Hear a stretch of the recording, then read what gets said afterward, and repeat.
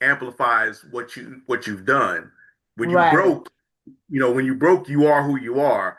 But if you got a lot of money, if you was an idiot when you was broke, you're gonna be more of an idiot. If you was a Right. kind of and that so I definitely understand that I definitely understand what you're saying. I was saying you should have been there last week. It was a good show. Because they were saying that even when Diddy was in New York and he was a promoter promoting parties, there was a situation in I think Brooklyn or the Bronx where there was this party he was promoting, and it was like too many people in the building, and there was this situation that happened. I don't know if it was a fire or what, but there was a situation where people got killed due to some type of hazardous situation, and he basically, I think he threatened people, swept it on the rug. And this kid, I think he was in college at the time, so he was, already starting the pattern of behaviors that he has now, and he was in his 20s. So, you are who you are. Like I tell my kids, I have students who, they mad because I discipline them, and so they want to go and move schools. And I tell them, you know what, you take you wherever you go, honey. And so I'm fine with that. So Diddy is who he is, and he's gonna be who he is with whomever. He was who he was with Kim. That's why she was desperate to get away from him, and that's why allegedly she fell down the steps. You know, She had a medical condition. she had a cold, and then Got rid of. she fell down the steps because she had too much cold medicine or something. I don't know, Yeah, allegedly. So yeah. so so there's a pattern of behavior, and it's not just with Cassie. It's just that Cassie, she was able to eventually be strong enough to speak about it, but there are people who are afraid to still speak about it. Oh, um I agree. I definitely agree with that. And that's but that most of those power dynamics are different. We talking about relationship wise. no, I'm Oh, talking about relationship wise as well, because think about it. When was he with Cassie? oh, I thought she was a side chick, but that's just me. Okay, I know, but what year was that? I don't What even know. what were those years? Early 2000s? I think so. Yeah, I was gonna Okay, say about so 05, early 06. 2000s, he was with Cassie. But he was what? How old was he then? 40, Yeah, he was like He 39 was when he he was got. 39, good. late 30s, 40s. He had already been established. He was already who he was. They were already having freak offs. So if that's the case, then there was someone before Cassie.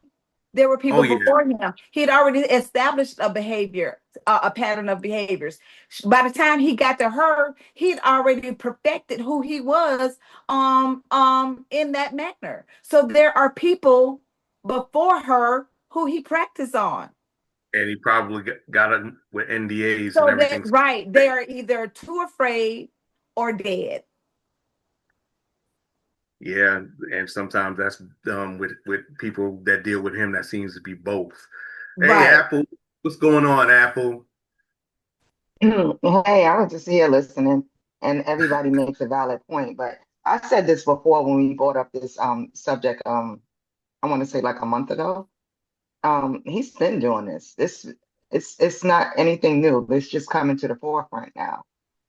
But he's done it with every person that he's been involved with, whether romantically, publicly, or just a side chick. And Cassie was a side chick to him, but he was her whole world. Like he isolated her from everybody, and the alleged abuse, been going on for years. You hear, me being from New York, you hear things, Oh when you go to yeah. the clubs and things like that. So this is not anything new. It's just coming out now, but it's always been the case.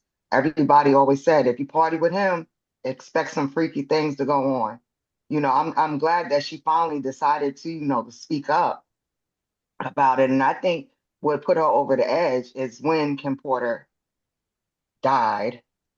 I'm not going to say she got killed because, we don't know, We don't know. but when that happened, I think that really scared her. And then, all these other things was going on that, you know, and he was in the middle of all of this. And I Yep. think that's what finally made her speak up. And I don't know who leaked that video of her in the hotel, but like I believe it was Summer. That couldn't have been the first time. I No, know for a no, fact. just that, it's never when it's that blatant, that's never the first time. That's Right. just the And first time this is somebody just the outside first time their circle somebody saw that. actually, right. Someone Yeah. that wasn't inside of his inner circle saw it and, decided to post it. And it probably took them years to do that. They probably had it for a while, and they finally decided to post it because maybe they were like blackmailing him or whatever. But it's crazy. And I think she stuck around because he probably isolated her and she probably felt like she didn't have anywhere else to go. And he got her by promising her fame and fortune and she's going to be the next Beyonce or what have you. And he slowly isolated her and she felt like she had no choice but to stay with him out of fear, out of loyalty, out of whatever, you know? And he is a monster.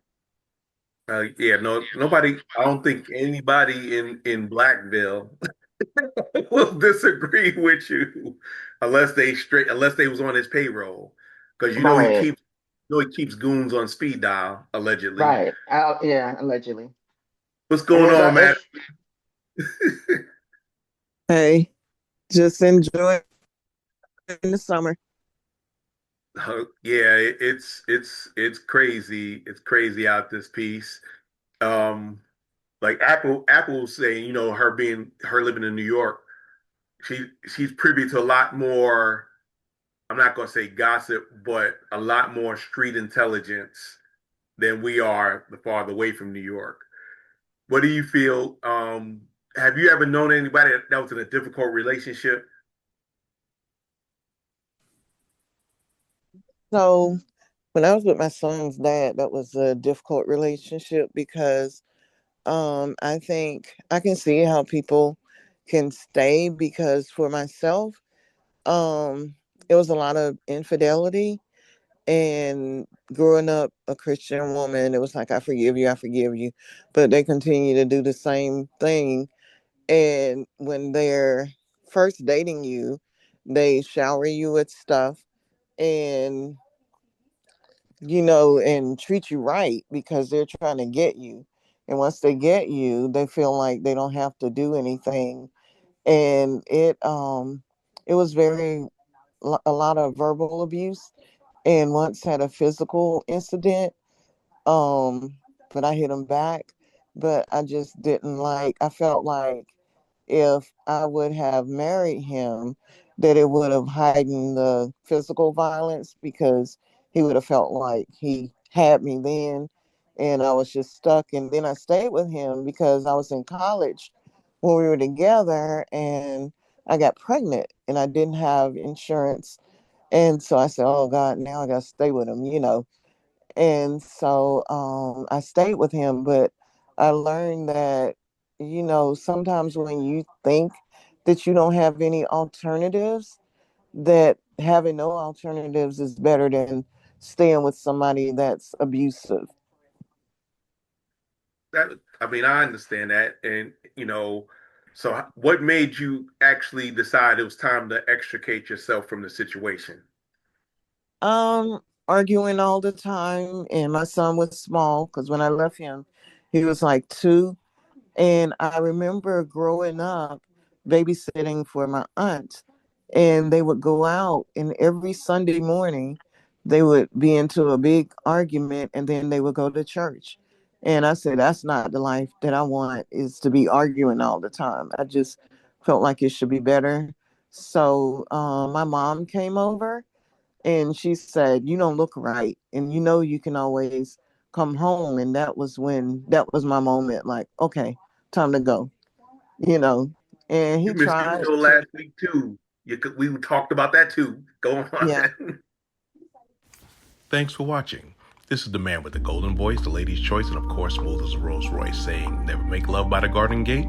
Though love is blind, the neighbors ain't.